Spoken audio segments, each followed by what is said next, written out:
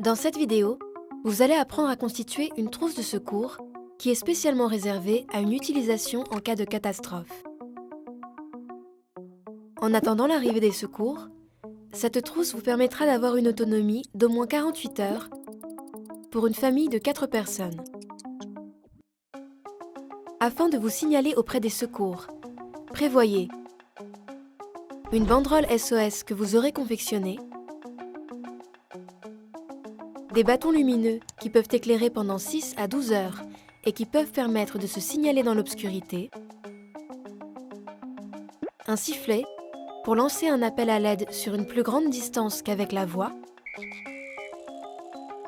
une lampe flash de préférence à manivelle pour ne pas dépendre d'une source d'énergie.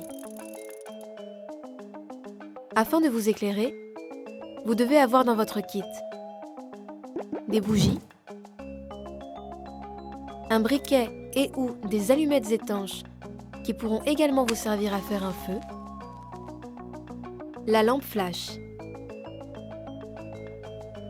Pour vous hydrater et vous nourrir, prévoyez une réserve de 6 litres d'eau potable en bouteille, une gourde d'1 litre vide qui vous servira de récipient pour purifier l'eau non potable grâce à des cachets de purification d'eau. Si les réserves d'eau sont insuffisantes, buvez par petites doses. Sachez que l'on peut survivre avec moins d'un demi-litre d'eau par jour pendant plusieurs jours.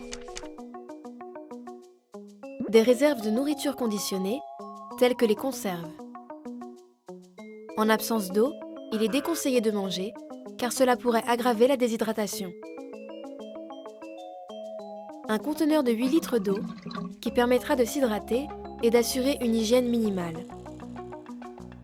Enfin, ajoutez-y un cutter pour couper des fils, du carton, etc.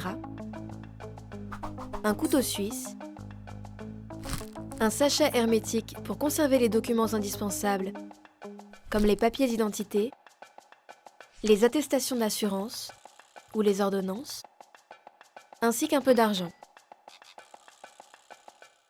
Des gants de manutention pour dégager des objets sans vous blesser.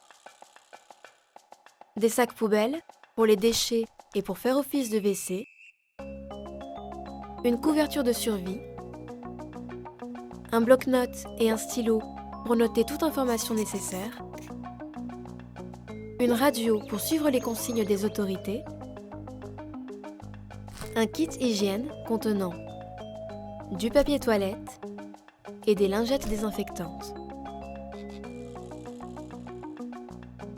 N'oubliez pas la trousse des premiers secours où doivent être présents le nécessaire pour soigner une victime et les médicaments spécifiques de chacun.